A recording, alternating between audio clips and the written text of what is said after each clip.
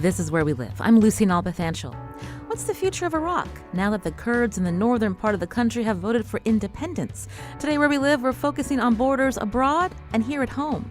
Coming up, we'll find out more about the Kurds and why the U.S. and others don't support independent Kurdistan. We'll also discuss another independence movement in Spain.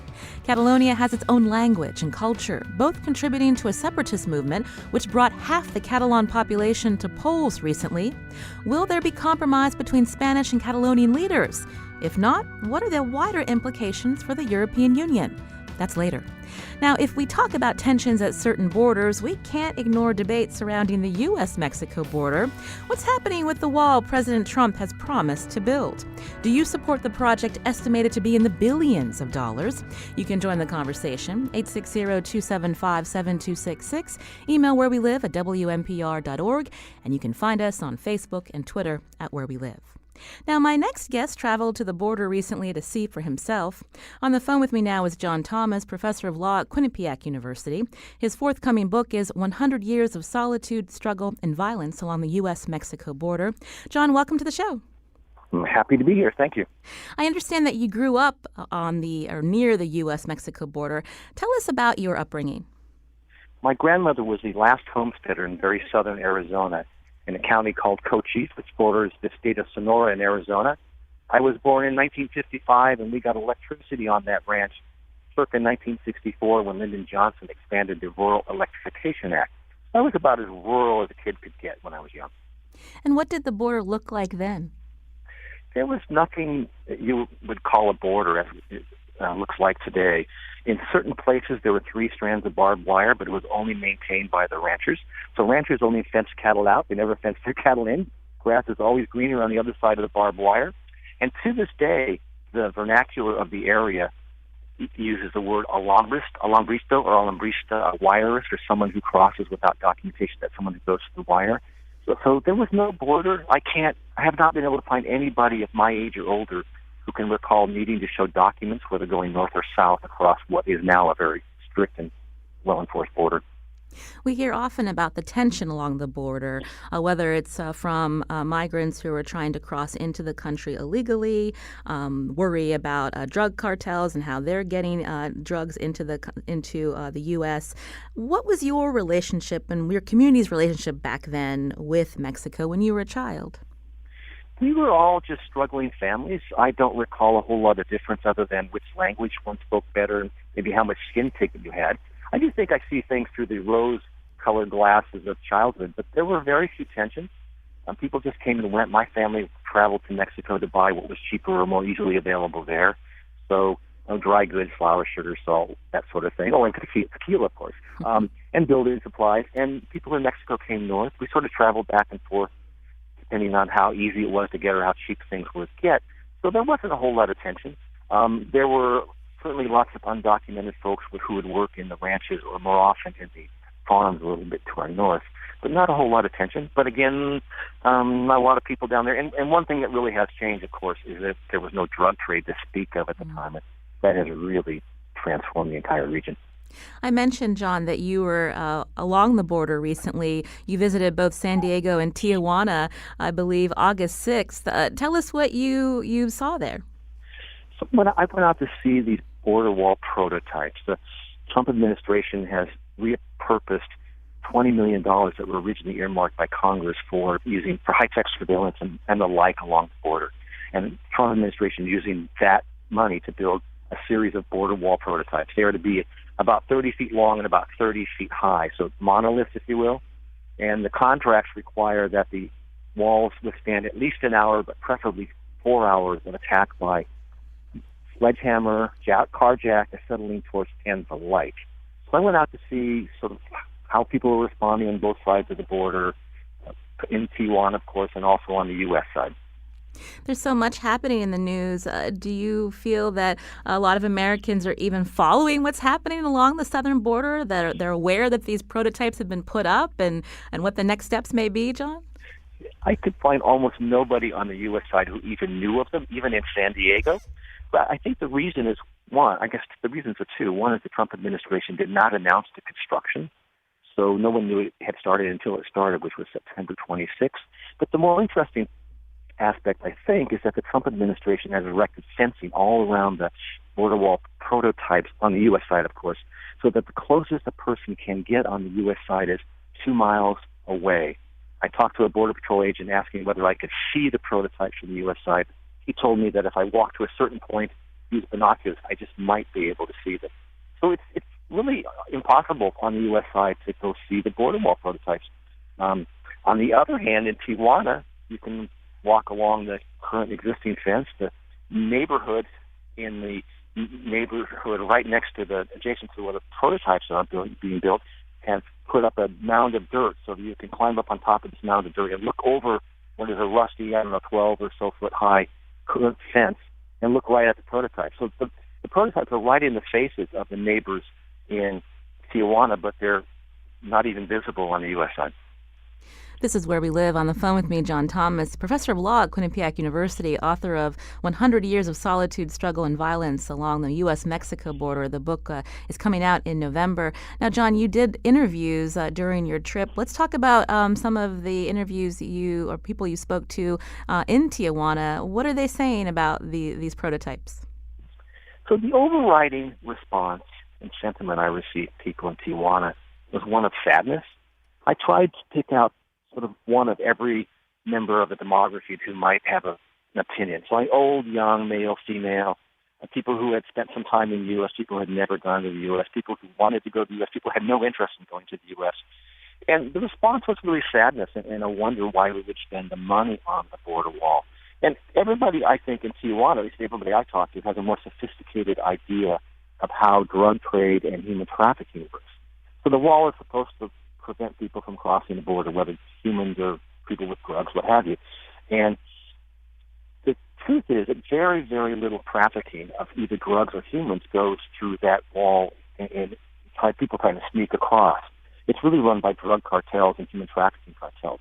And the Sinaloa drug cartel, for instance, has a fleet of airplanes, a fleet of submarines, has the most sophisticated tunneling equipment known in the world, and also has so much power and threatening ability and money that it can bribe U.S. or Mexican officials alike. So everybody in Tijuana says this isn't going to make any difference. It's going to stop the lone person trying to sneak across on his or her own.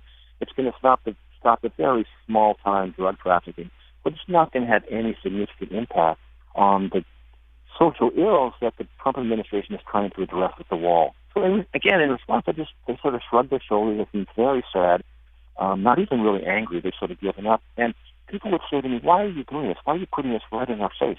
You can't even see it on your side. You're putting it right in our neighborhood. And you know it's not really going to do any good. Do you really think this little of us? Now, from what I understand, about a third of the actual entire border is fenced. When residents of Tijuana see these prototypes, what symbolism do they take from that? So it was very hard to have these conversations. People would think, don't you think we're worthy? Don't you think we have dignity too? You know this isn't going to work. You're just putting this up as some kind of symbol. And we actually need one another. You need workers. We need work. There's got to be a better way to do this. So, they're just offended, morally, culturally offended by the erection of these prototypes. At the same time, there are Americans who support President Trump's plans to build this wall. There's a story in the LA Times where a rancher was quoted as saying, and he asked the question, how do you build a wall that's impenetrable and still allow the farmers, the property owners, access to their lands? But he still says it's doable. It's just getting over these particular obstacles. Well, I understand the response of people on the U.S. side who really support a wall. And in large measure, it's in response to worries about drug trafficking, worries about the rule of law and that sort of thing. But one thing we can see, if you look along that border, it's very, very difficult to build a wall. It's incredibly difficult terrain, up and down mountainous canyons and all kinds of things like that. And so the physical challenges are dramatic and the benefits aren't that great. And in addition, traffic across the U.S. border has diminished dramatically since 2008, largely in response to economics. The downturn in economics in the U.S. meant there were fewer jobs. And so we've had a net outflow of immigrants from south of the border over the time. So, and I don't want to demean the concerns of ranchers who certainly have had people traipsing across their land, certainly have had trash left on their land from immigrants. They have legitimate concerns. I just think there's probably a much more reasonable way we can accommodate that, and at the same time try to be friendly with our neighbors in the South. I mentioned your book, 100 Years of Solitude, Struggle, and Violence Along the U.S.-Mexico Border. In it, you write, it's ironic that at the same time U.S. residents cling to a name, the United States of America, that incorporates the three Americas. They're fighting to make sure the inhabitants of the other two Americas stay out of our America. And that's the sentiment that you found along Tijuana's border. Yeah, it's a sentiment I feel a lot along that border, and it's also a very personal sentiment from my perspective. So I grew up on that bit of land down there by the U.S.-Mexico border. It's named, the county is named for Cochise, the next to last great Apache chief. The last great Apache chief was Geronimo. He surrendered in 1886, so only 131 years ago. But even after he surrendered, many Apaches simply went south of the border in order to evade the federal troops. And so the last armed conflict with Apaches in the county where I grew up was 1924, less than a century ago. So you have the current dominating immigrants from Europe, these white immigrants who originally came from Europe, really complaining about people accessing their land who aren't white Europeans. And I think there's some irony there. Another really interesting concept, I think, is that the natives, American Indians, only got citizenship in 1924 by the Indian Citizenship Act. So there's a lot of irony there. And that area was really created in the United States as a multi-ethnic, multicultural region. Now, the combination of the 1848 Treaty of Hidalgo, which ended the Mexican-American War, and a few years later the Gadsden Purchase, those two acts brought in lands up as far as north as Oregon, put them into the United States. And everybody in that area, except for natives who weren't granted citizenship, were given two choices. You can move to where Mexico now is, or you can accept U.S. citizenship. So it really was created as a multi-ethnic, multinational, multicultural area. And so the movement right now to try to make sure it's a single ethnicity who are the newest arrivals, I think is an irony but also a sadness. And I hope there's a lesson in that for us. You've talked about how this is your homeland. Your grandmother was the last homesteader in southern Arizona. Will you go back, and is this going to be the subject of future books that you work on in terms of that relationship between the people on either side of the border? Yeah, I'm really interested in exploring this on a number of levels. One is just sort of personal revelation, learning about myself, but also about my country, and I think in some respects about the world. We have border issues, as you mentioned in the opening comments, around the globe. And all of us inhabitants of this planet have to figure out some way to get along with our neighbors and to figure a way that we can modulate immigration or control immigration, but that provides dignity and humanity to whoever's trying to move from one side to the other, whatever border it is. And so I think I have a special relationship with this one place, and maybe through my voice I can try to help people understand, at least think about how borders work, why borders are there, and how we address conflict that arises around borders. My hope. I mentioned that you have roots there. When you were talking with people along the border and they find out that you are from Connecticut, are they surprised that someone in Connecticut's paying attention to this issue? Yeah, they are. Two things. One, I live a long way away, and these days I'm a city slicker, and I look like it. So I grew up a cowboy, but when I put on the cowboy boots and what have you now, I'm pretty much a dime store cowboy. So people are slightly amused.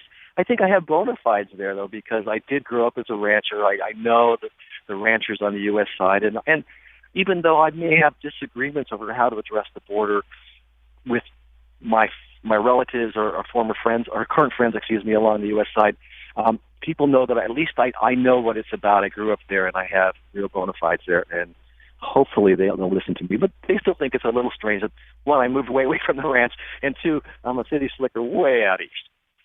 Well, I wanted to bring in a quick call from a listener, John Thomas. Again, he's a professor of law at Quinnipiac University, author of 100 Years of Solitude, Struggle, and Violence Along the U.S.-Mexico Border. We're talking with him today about his recent trip along the San Diego-Tijuana border. David's calling from Woodbury. David, we have just a minute. Go ahead. Oh, thank you. Oh, hello, folks. Good morning. Oh, this border. I turned the radio on this morning, and I heard 30 feet by 30 feet. Oh, what was it about? The border wall.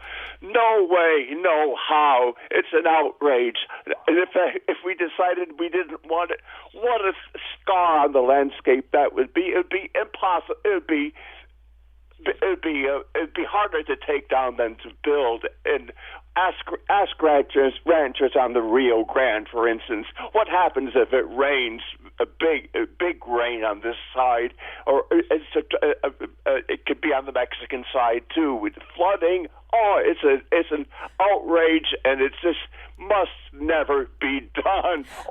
David. Listeners, call our good senators and Congress people, and let's all and tell and just don't flood them with calls, but express your outrage on this, and let this plane stop, or put a stop to this before David, thank you. Prototype. Thank you for your call. And again, David brings up the point about the Rio Grande Valley, which we mentioned a little bit, John, just the challenges of the geography there and how you would build this wall. Let's remind listeners of the cost.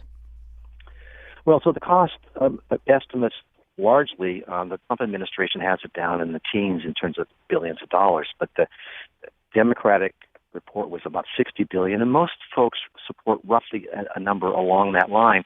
In addition, it'll cost about as much money to purchase the land on the U.S. side to put the wall up. So we're talking probably $120 billion or so, and even conservative estimates of how much it will cost to maintain that wall over time, about $150 million a year. So it is a really dramatic investment with probably at least very questionable results. Well, I want to thank John Thomas, professor of law at Quinnipiac University and author of 100 Years of Solitude, Struggle, and Violence Along the U.S.-Mexico Border. He just returned from the border, and your book's coming out in November. Thanks so much for a preview, John. Well, thanks so much for having me. Always a pleasure. This is Where We Live. I'm Lucy Nalpathanchel. Coming up, we explore efforts by groups in Europe and the Middle East to claim their own borders. After the break, we'll learn more about Catalonia in Spain and what could happen if Catalan separatists declare independence. Have you been following the story? Join the conversation. 860-275-7266. Find us on Facebook and Twitter at Where We Live.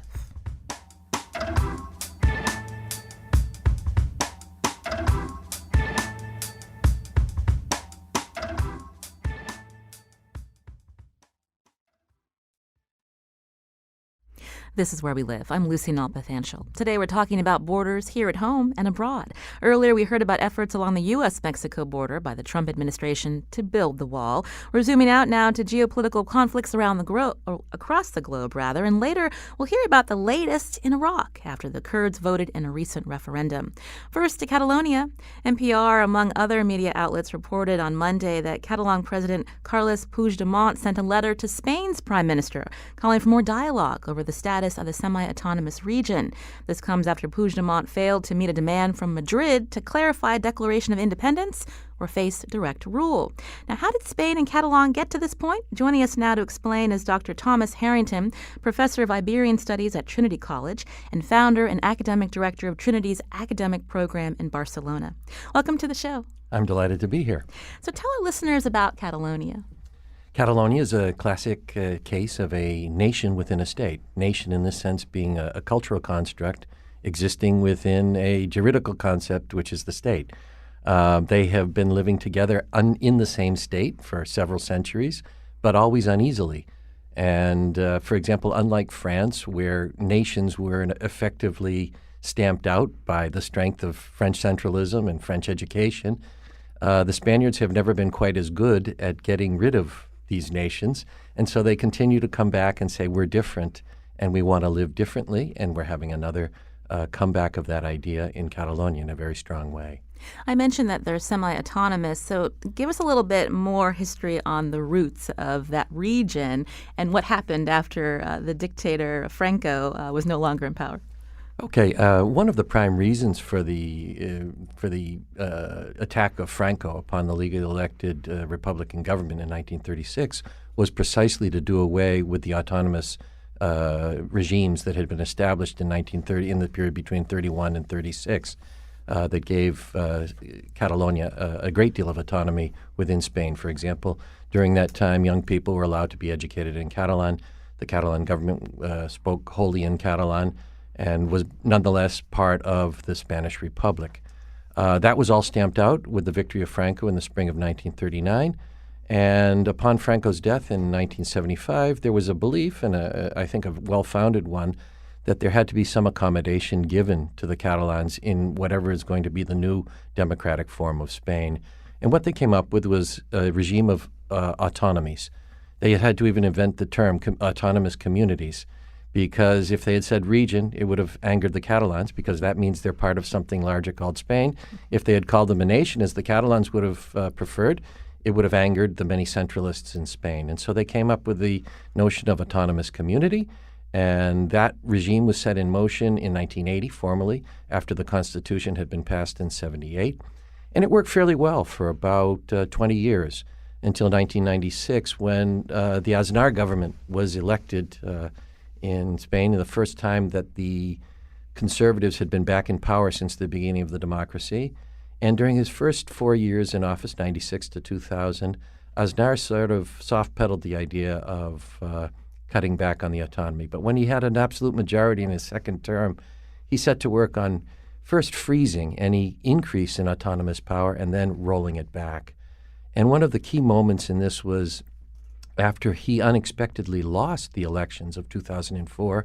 You might remember the terrorist bombings in Madrid that he subsequently lied about, and because of that lie, he was unexpectedly defeated.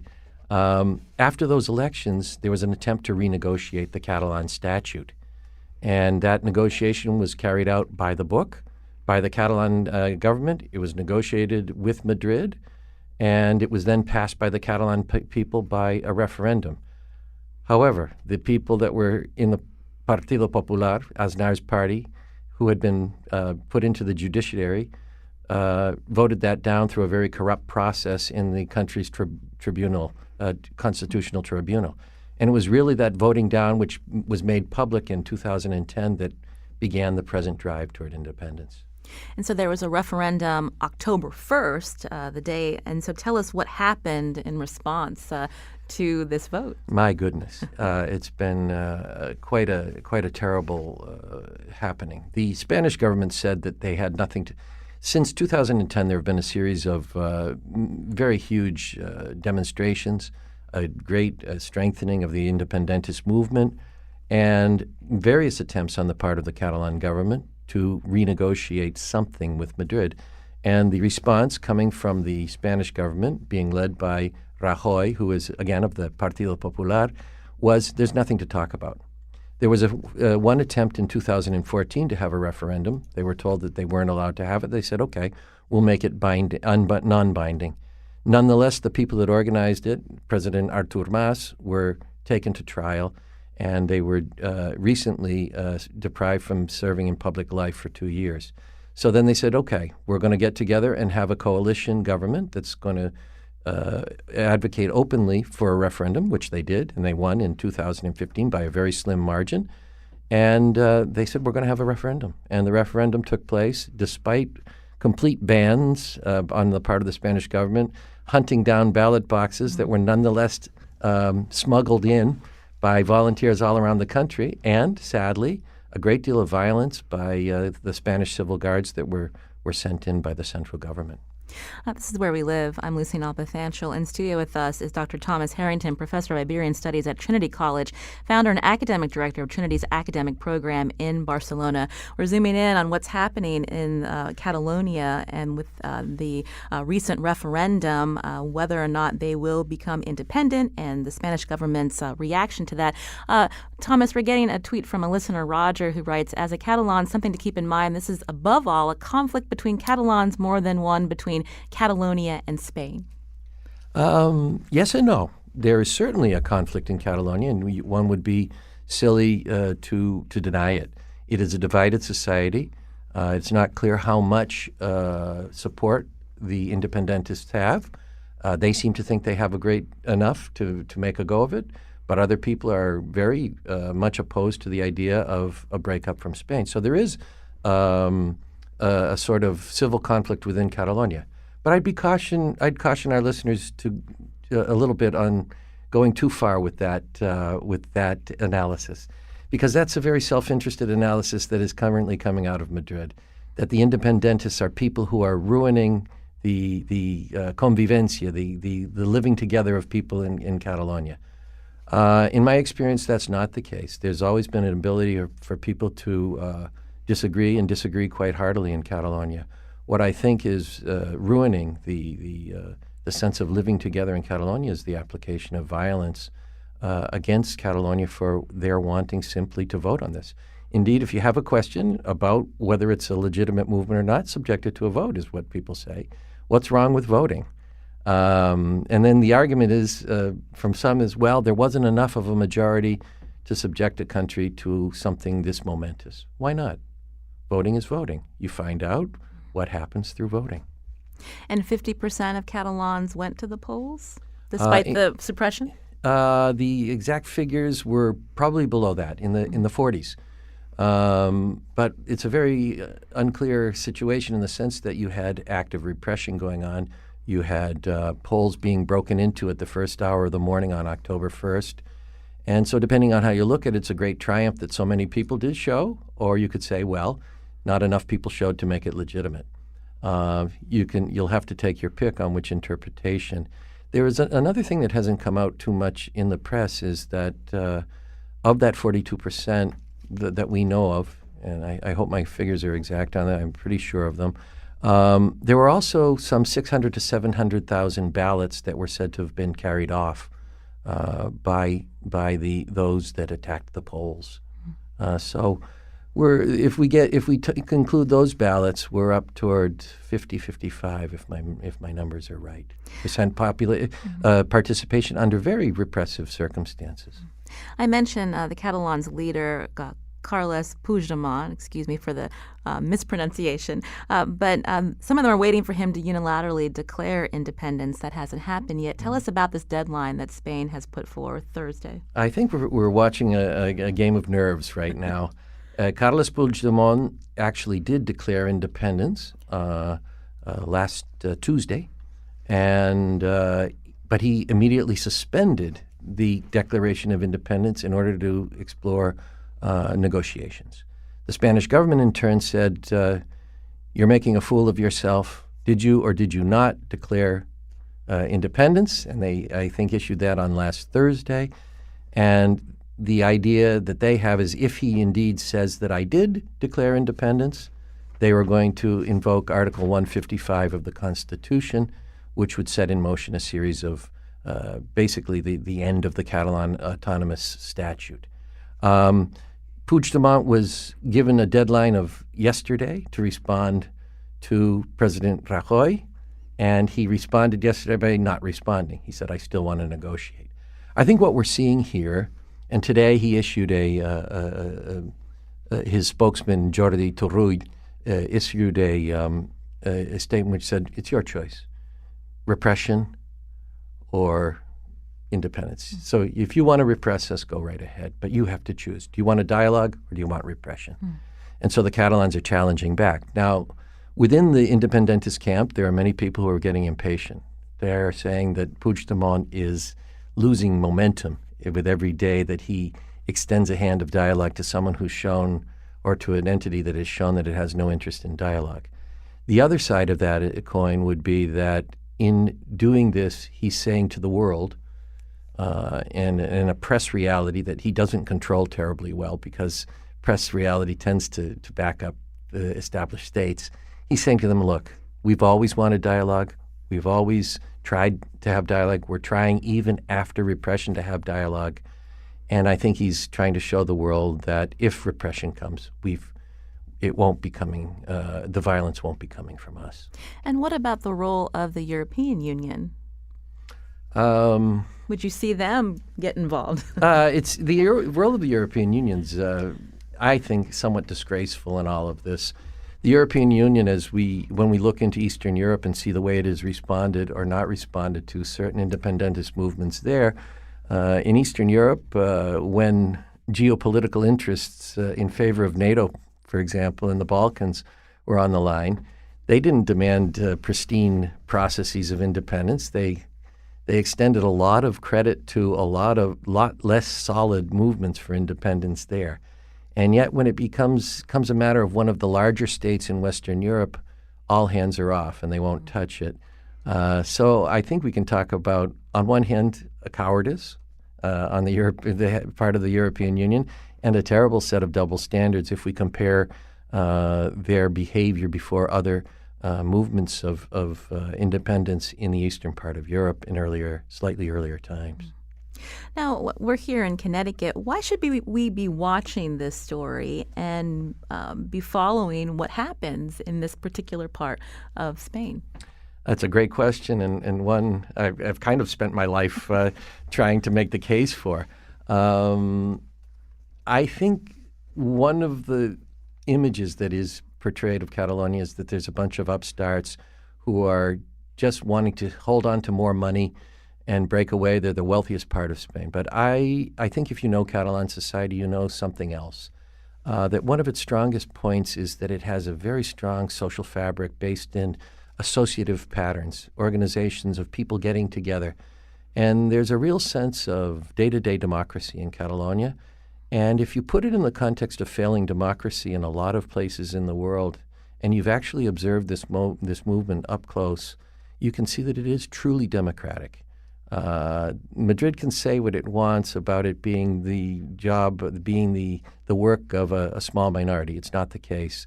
It's the work of a growing consensus of people who feel that democracy is organic to them, and they want to have more of it at a time when the European Union is proving itself to be not terribly democratic, and at a time when we're seeing all sorts of authoritarian movements taking root around the world. And one of the things that fascinates me and makes me passionate about it is that I do not see that authoritarianism in this movement. In fact, one of the terrible paradoxes is that you'll have Spanish government officials who themselves, in many cases, are descended either ideological or family-wise from Francoism, accusing the Catalan government of being golpistas, coup makers, when in fact it's been a completely peaceful movement. Today, for example, the two leading civil society leaders in Catalonia were put into prison, and they've never done anything but organize peaceful protests. You talked about democracy in Catalonia. It's a very prosperous area. Give us more of a sense of the people of Catalonia, the language, the culture. Well, it's a bilingual region, so people, almost everyone you meet is, not almost everyone, but a large majority of the people, certainly most people under the age of 45, are bilingual. So you go into a store and you don't know which language you're going to be spoken to, and you carry on in the conversation that the language began, or you switch depending on your preferences. So it's a place where there's what they call fluid bilingualism. It's a place where, as I've said, associative communities are very, very important. For example, they engage in what is called human towers. If you've ever seen the films, they're wonderful. You can go on YouTube and see them. They're called castellers. And they actually build 10-story castles of people going up 50, 60, 70 feet. And if you've ever gone to the practices where people have to, where they practice every week to do this for their festivals, it's an extraordinary act of teamwork and strength. And that's just one example of the type of teamwork and strength, teamwork and associative activities that Catalans engage in. So there's a deadline on Thursday. What do you foresee happening? Unfortunately, I think the road to repression is where we're going. I think the Spanish government is living in a time they're out of time in a certain sense. They think that by repressing this and frightening the Catalans, they're going to make it go away. My conversations with friends and contacts in Catalonia say, if anything, any attempt to win us back is finished now after what we saw on October 1st. And we're going to see a very, I think, difficult standoff. And with all sorts of pressure being applied, they're already applying pressure of the financial institutions to leave Catalonia. And it's going to be very interesting to see how much stamina the movement has. But as I say, even if it's defeated, it will be a bitter defeat that will not bring people back lovingly to Spain. And so I don't know where we're going to be going with that. Dr. Thomas Harrington's professor of Iberian Studies at Trinity College and founder and academic director of Trinity's academic program in Barcelona. Thank you so much for coming in today. Thank you very much for having me. This is Where We Live. I'm Lucy Nalpathanchel. Another referendum is fomenting dissent in the Middle East. Could Iraqi Kurdistan truly be independent from Iraq one day? And what would that mean for Kurdish populations in Turkey and Iran? We'll find out after the break. And you can join the conversation 860-275-7266. Find us on Facebook and Twitter at Where We Live.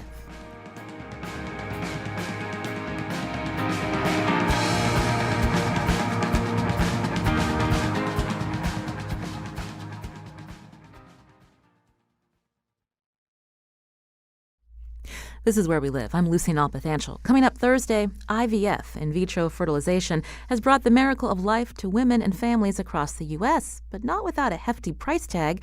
On the next Where We Live, we'll weigh the pros and cons of this costly medical procedure, and we want to hear from you. That conversation Thursday. Today, we've been looking at tensions along certain borders. A recent independence referendum by Iraq's Kurdish minority has led to a military assault by the Iraqi government against the Kurds in the city of Kirkuk. Semi-autonomous Kurdistan is in northern Iraq, and its stability is in marked contrast to the rest of the country.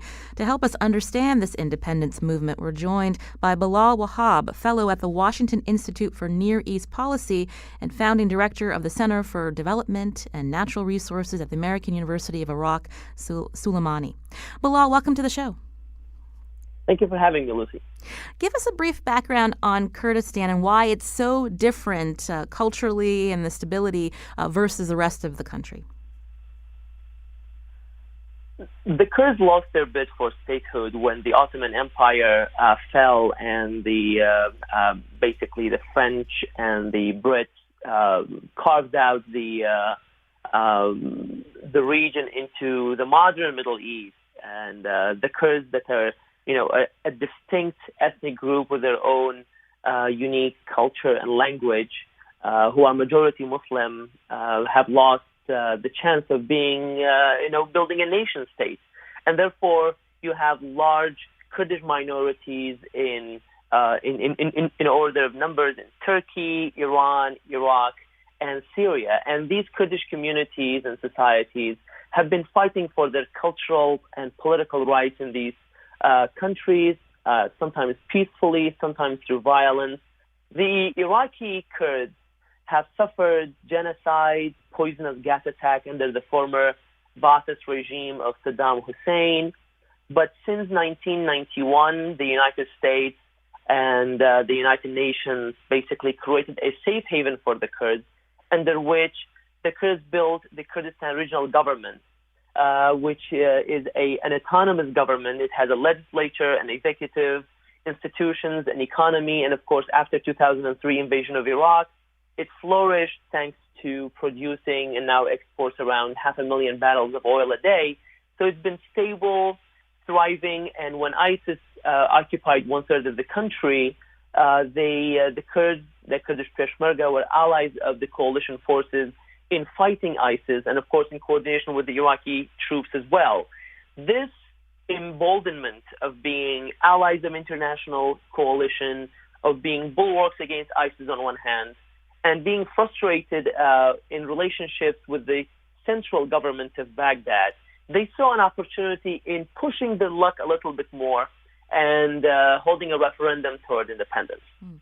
Now, if they hadn't included Kirkuk in this fight, do you think their independence referendum would have had more weight, Bilal?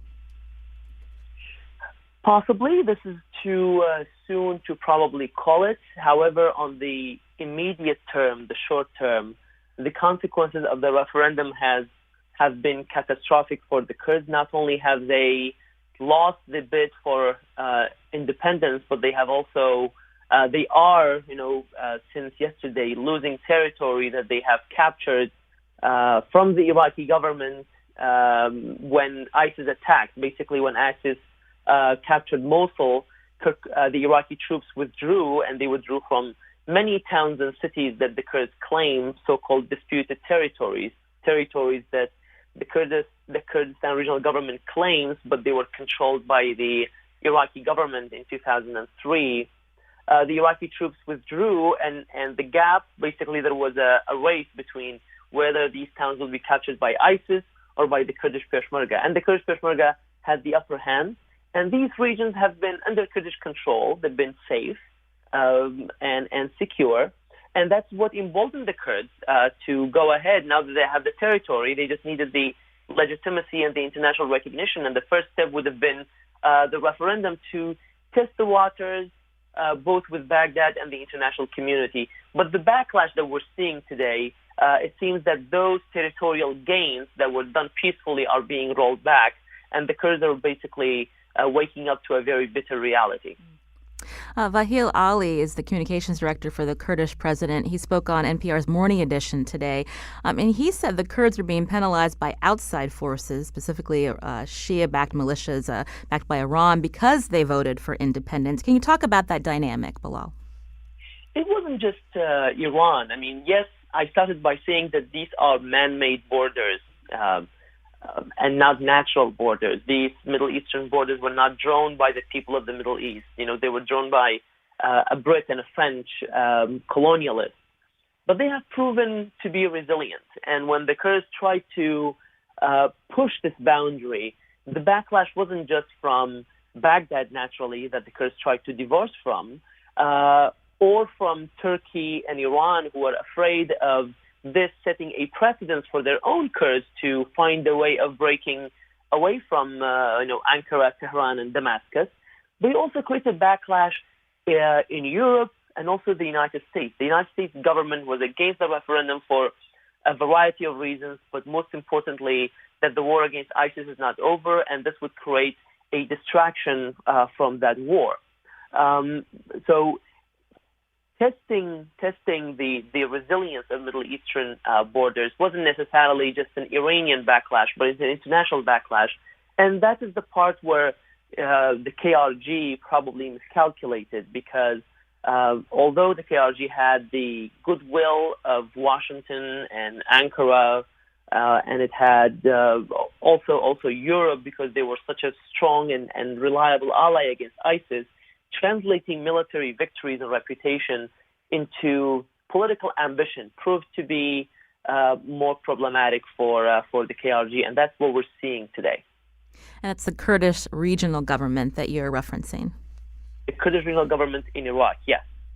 So we're also hearing reports that Iraqi government forces are pushing now into Sinjar. When will this military action stop? So we have KRG borders of 2003, and that is before the United States invaded Iraq.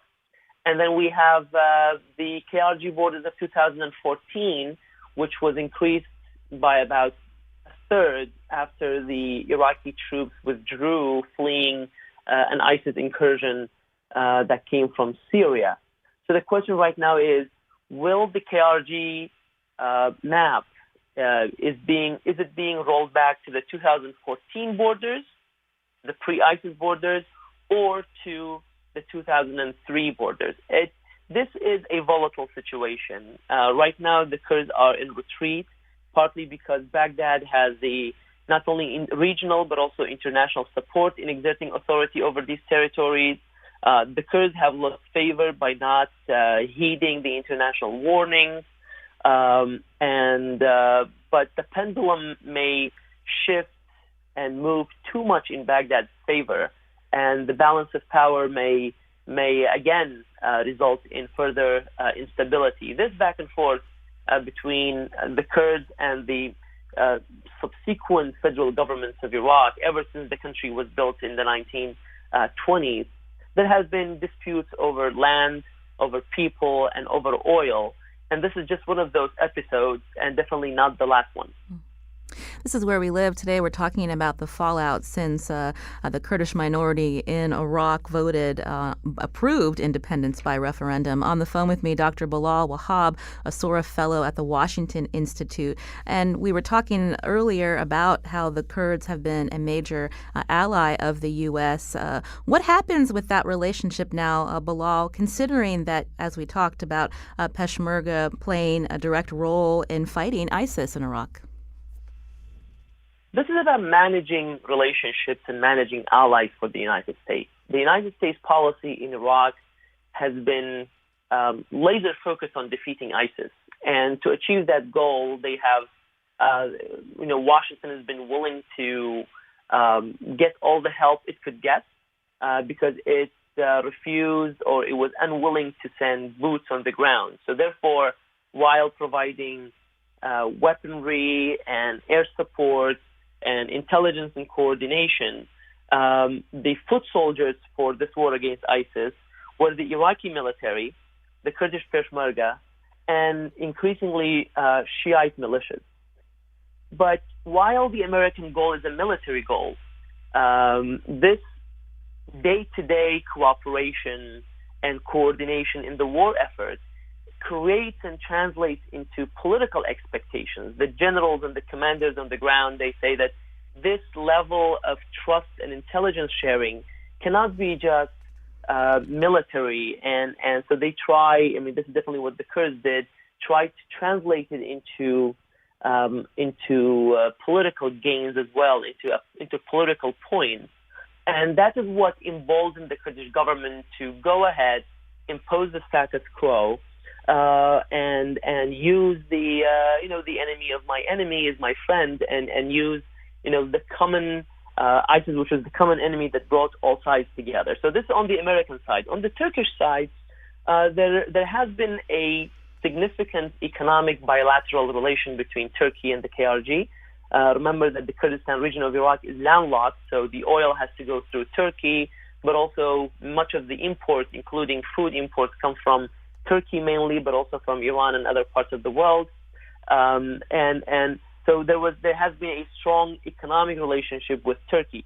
So these bilateral relations, the Kurdish leadership assumed, would be enough for the Kurds to not really go toward a drastic measure. The KRG did not declare independence unilaterally. It was a referendum, a rather unique effort in the Middle East where borders could have been drawn in a peaceful fashion, not through war, but the Middle East seems to be very unforgiving even for a peaceful process in redrawing borders. And now the Kurds are basically waking up to this bitter reality, an international and regional backlash. And the question is, how deep is this rollback and how can the Kurds recover? But for the United States, it's a question of expectation of managing expectations, but also managing allies. Because although we have not seen much violence so far, thank goodness, the situation remains volatile and emotions remain very high, and both sides are very well armed. And all we need is a spark for the situation to turn ugly. Certainly a complicated situation, but thank you for your analysis. Dr. Bilal Wahab, Sora Fellow at the Washington Institute, former professor at the American University of Iraq in Suleimani. Bilal, thank you again. Thank you. Today's show produced by Carmen Baskoff. Our technical producer is Kyone Wolf. Check out WNPR.org/where we live for more about the show. I'm Lucy Nalpathanchel. Thanks for listening.